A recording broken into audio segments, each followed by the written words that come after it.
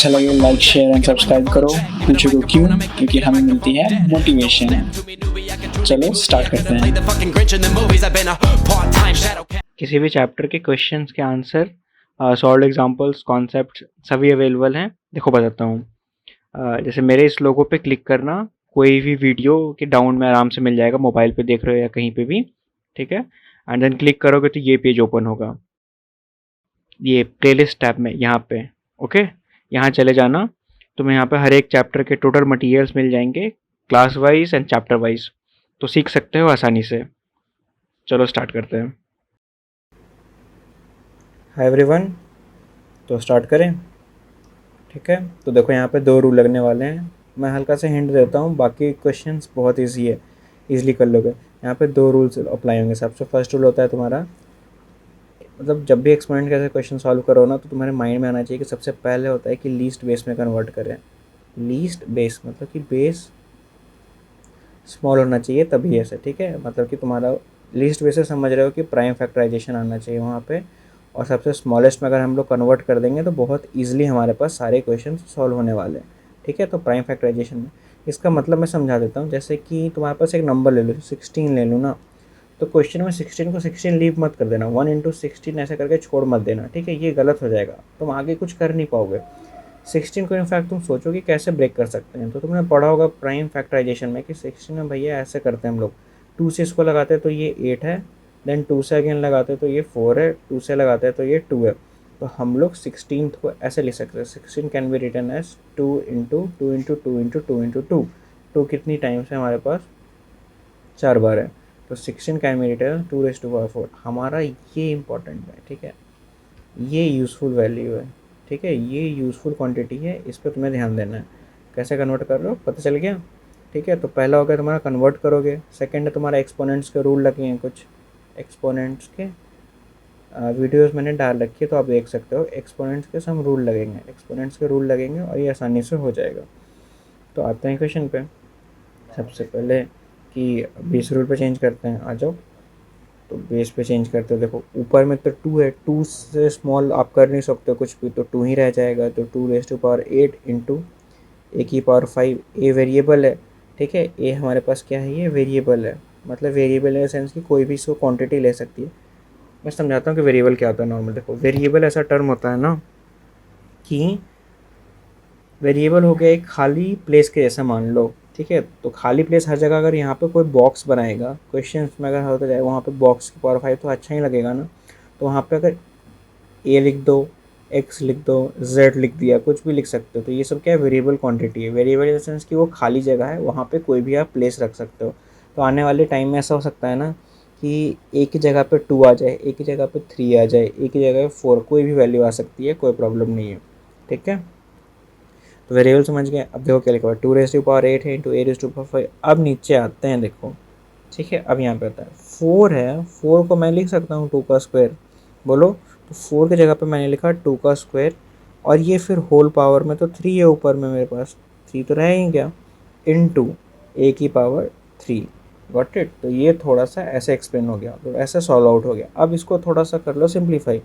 Simplify करते हैं, तो देखो अब में है तुम्हारे पास 2 रेज़ टू पावर 8 इंटू ए की पावर 5 डिवाइडेड बाई, नीचे में देखो ये रूल है। रूल क्या कहता है?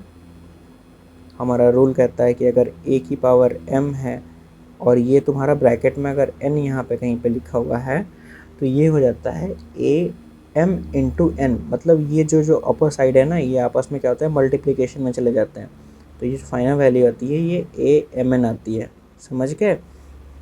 तो जो बेस है तुम्हारा ना, ये 2 की पावर 3 इंटू 2 हो जाएगी, डेट इज़ 6 इंटू ए की पावर 3, समझ गए। अब आते हैं इस पे।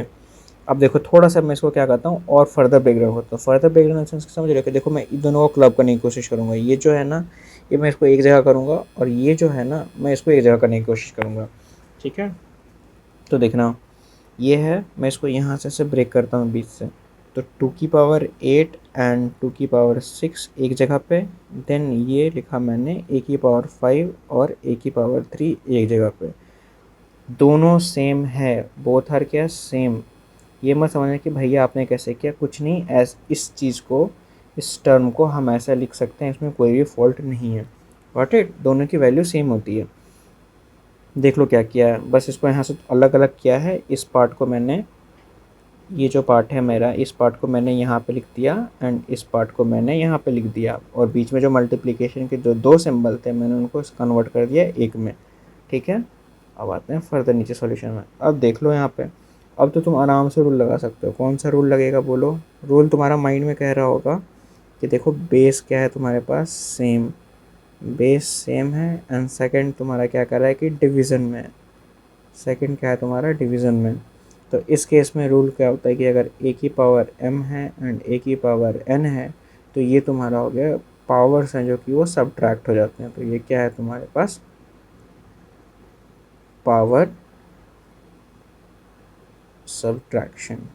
समझ गए क्या होता है? पावर का सब्ट्रैक्शन हो जाता है यहाँ पे। Got it? तो बस पावर का सब्ट्रैक्शन कर दो यहाँ पे। तो रूल के अकॉर्डिंग क्या होगा, तुम्हारा माइंड करोगे भैया 2 की पावर 8 है, 2 की पावर 6 से खटाक 6 ऊपर ले गए, घटा देंगे तो बचेगा 2। तो 2 8 माइनस 6, फिर यहाँ मल्टीप्लिकेशन सिंबल, ये ऊपर गया खट सबर, तो a की पावर 5 में से 3 गया। जिसको सॉल्व करते कि 2, ये कितना हो जाएगा बोलो, 2 हो जाएगा, और ये हो जाएगा a 5 माइनस 3, मतलब कि a की पावर 2 हो जाएगा। ठीक है, अब आते हैं यहाँ पे। अब देख लो क्या है यहाँ पे, तुम्हें एक और रूल पता होगा। कौन सा रूल पता है? देखो लिख रहा हूँ रूल। रूल है तुम्हारा कि अगर a की पावर n है, m है, एंड b की पावर m है। अब कुछ डिफरेंस कर देख पा रहे हो? देखो डिफरेंस दिखाता हूँ क्या है। देखो यहाँ पे, ये जो m एंड ये जो m है, ये दोनों सेम है, लेकिन हमारे पास क्या है, ये दोनों बेस है जो अलग अलग है। तो इस केस में होता है ना कि ये बेस आपस में मल्टीप्लाई हो जाते हैं एंड जो पावर है ना ऊपर कॉमन आ जाता है। अब तुम ही सोचो, पावर कॉमन हो गया, तुमने पढ़ा हुआ कहीं पे डिस्ट्रीब्यूटिव लॉ, एक बार तुम समझो डिस्ट्रीब्यूटिव लॉ। अब बोलेगा भैया ये कैसा लॉ होता है? कुछ नहीं होता, कॉमन सेंस लगाओ कि अगर मेरे पास, तुमने पढ़ा हुआ कि ऐसे लिखा हुआ है कि a into a plus B था, साइड में कोई है a प्लस बी था, एंड यहाँ पे मल्टीप्लिकेशन में c था। तो क्या करते थे तुम, 6th में 5th में पढ़ा भैया c को एक बार इससे मल्टीप्लाई कर दो, c को एक बार इससे मल्टीप्लाई कर दो, तो ac हो गया एंड bc हो गया, एक एक बार दे दिया। तो यही तो डिस्ट्रीब्यूटिव है। देखो इस केस में अगर मेरे पास अगर m है ना, तो ये एक बार a को मिलेगा और एक बार ये b को मिलेगा।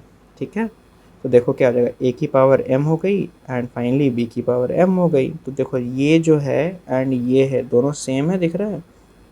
ठीक है, तो इसको हम लोग कंप्रेस डाउन में ऐसा कर सकते हैं, कंप्रेस में ये इस फॉर्मेट में आ सकता है। तो बस, तो क्या हो गया, ये पावर का बस ये कॉमन कर लेंगे। तो रूल के अकॉर्डिंग क्या हो जाएगा कि जो 2 है एंड ये a है आपस में मल्टीप्लाई हो जाएंगे, तो 2 इंटू ए मल्टीप्लाई हो गए, एंड जो हमारा जो पावर था वो आ गया हमारे पास एक जगह पे कॉमन। ठीक है, तो ये हमारे पास आंसर है 2a, और ये फाइनली तुम्हारा ऊपर में square. This is our answer. ठीक है, समझ गए? कोई भी डाउट हो आराम से पूछना, कमेंट कर देना कि भैया यहाँ पे नहीं सॉल्व है या फिर कुछ भी, तो मैं एक अलग से डेडिकेटेड वीडियो डाल दूँगा अपने चैनल पे डाउट्स ऐसे करके कि बच्चों को ये डाउट्स थे तो मैंने उनको सॉल्व किया। आप आराम से देख सकते हो, कोई भी प्रॉब्लम है पक्का, और डिस्क्रिप्शन में लिंक दिए हुए हैं, आप मुझे इंस्टाग्राम पे भी पूछ सकते हो कि कैसे आपने सॉल्यूशन किया, या कुछ भी फ़ोटो डालोगे हर एक के सॉल्यूशन मिल जाएंगे। ठीक है, तो समझ गए होगे होप सो सारे। अब आते हैं हम लोग नेक्स्ट क्वेश्चन पे।